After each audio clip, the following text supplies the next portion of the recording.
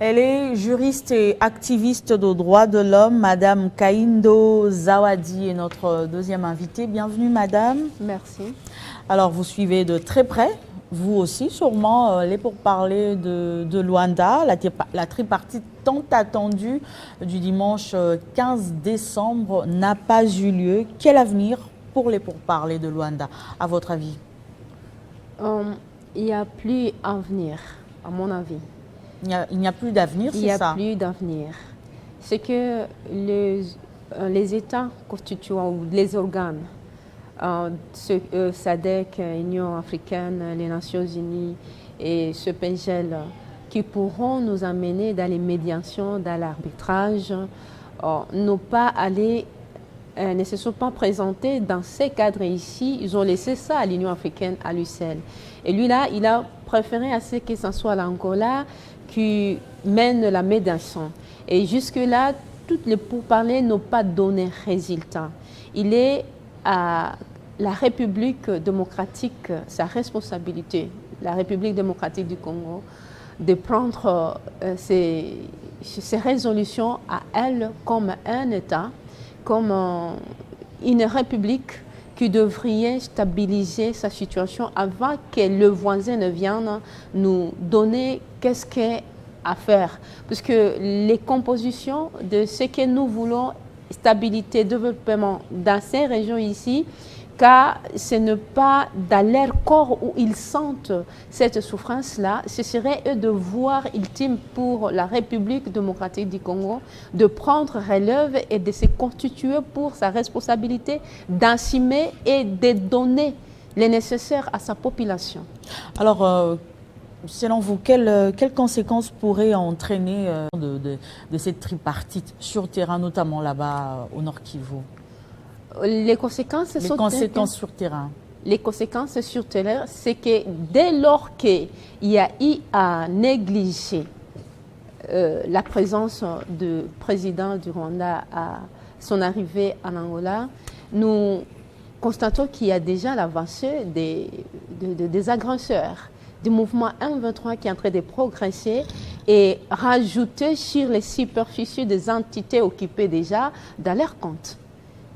Ceci veut dire que nous sommes en train de nous fragiliser nous-mêmes, attendre que l'arbitre donne la résolution, alors que nous savons que les arrêts de cours de l'UIA sont définitifs, bien sûr, et qui doivent être accompagnés par le conseil de cette entité pour l'exécution, mais les mesures contraignantes à amener les étapes prenantes à respecter ce qui a été dit ne sont pas effectives.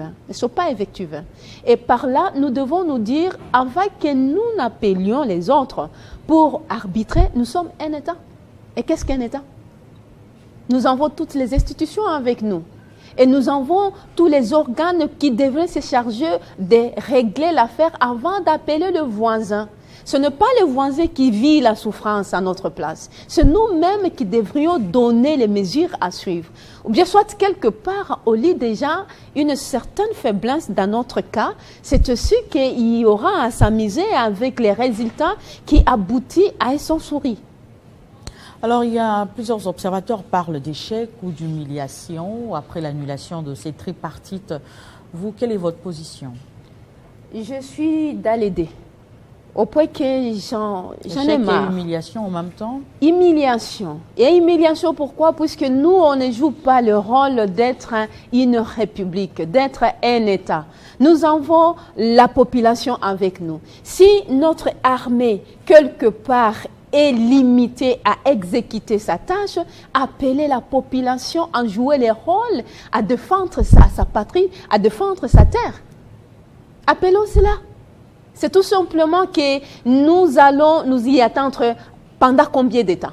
Nous voici dans la deuxième position du pouvoir après que le premier mandat des 5 est passé. Dans le deuxième mandat, qu'est-ce que nous avons proposé pour restructurer l'armée, pour réformer l'armée? Ça a été dit qu'il y a des traîtres, qu'il y a des intrigues dans cette armée. Qu'est-ce que nous faisons? Et si nous ne passons pas, surtout, qu'est-ce qui empêche en fait que nous ne nous organisons pas? Si nous sommes en train de nous appeler une république, un État, qu'est-ce que nous sommes en train de mettre sur la table afin que les voisins nous respectent comme un État? Et si cela trouve des empiches, alors qu'on appelle le peuple de prendre les choses à main et de déstabiliser la situation. C'est ce qu'on appelle la démocratie. C'est le pouvoir au peuple. Si nous ne sommes plus capables avec notre armée, que le peuple s'élève. Sinon, nous allons nous voir avec d'autres États qui vont avancer avec leurs conditions de venir nous marcher dessus nos têtes. Au-delà de ça, comment vous jugez le travail du médiateur angolais jusque-là, depuis sa désignation par l'Union africaine? Curieusement, je le disais tantôt ici, il n'y a pas de mesures contraignantes qui, eux, ont prévu afin qu'un État qui ne veut pas respecter aura une sanction à subir. Et tout ceci, puisque moi je considère que quelque part, c'est nous qui sommes à position de faiblesse, c'est nous qui exhibons cette faiblesse du dehors, et ainsi le voisin a compris que nous sommes faibles au point de marcher dessus les résolutions de tout un organe comme l'Union africaine. Ça ne va pas comme ça. Qu'il est au point de s'imposer au niveau des données, des injonctions à un organe comme un État Union africaine. Qui il est?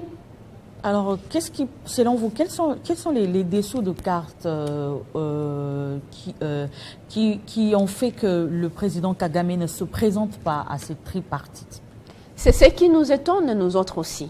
La constitution de la RDC, elle a prévu afin que toutes les lois soient mises à la portée du peuple congolais. Mais quand les choses qui se passent ne sont plus liées dans nos lois, nous ne savons pas comment les lire. On peut les lire par rapport à ce que les actes qui se posent sur le terrain, nous comprenons que soit c'est là qui vont nous éclaircir la situation, ce sont nos autorités à qui nous avons conféré le pouvoir de nous diriger. Mais dorénavant, d'abord, le pouvoir revient au peuple. Le pouvoir n'est pas à eux. Le mandat, c'est le peuple qui les donne. Et donc, ils doivent aussi se sentir dans l'obligation de nous dire quoi? Les codes ne devraient pas diriger un État.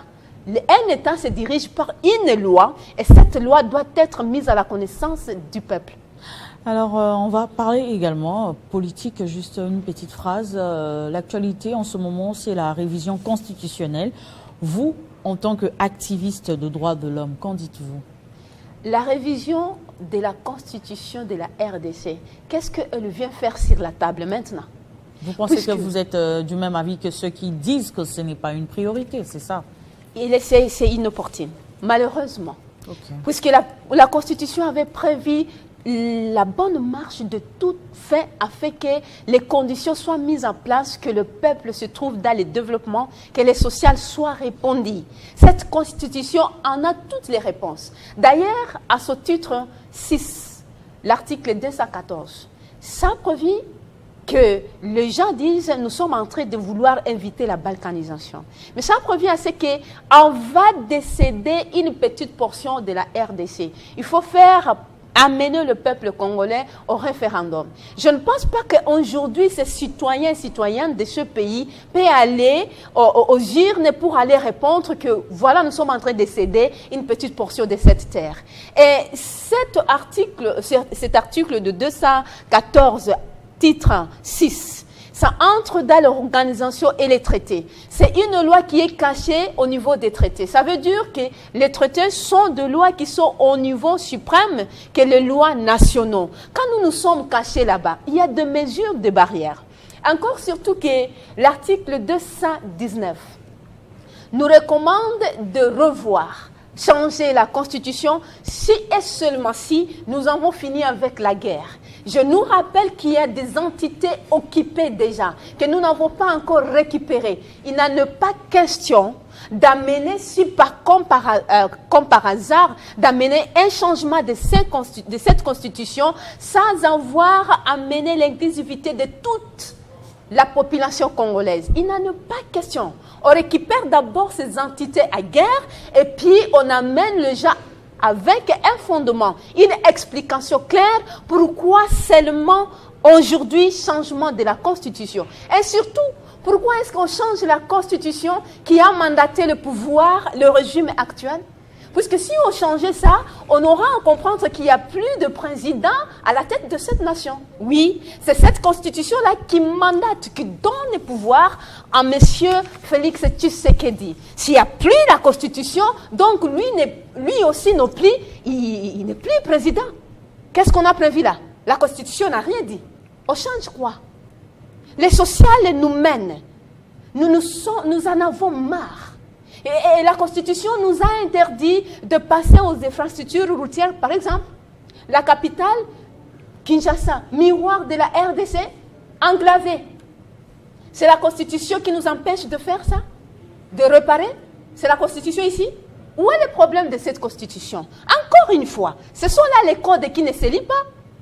Il faut nous dire quel esprit derrière les changements de la Constitution. Nous, on ne comprend pas. Surtout, allons à l'article 219. On ne touche pas la Constitution s'il n'y a pas encore l'inclusivité de cette nation qui va décider, puisque c'est lui qui est le décideur.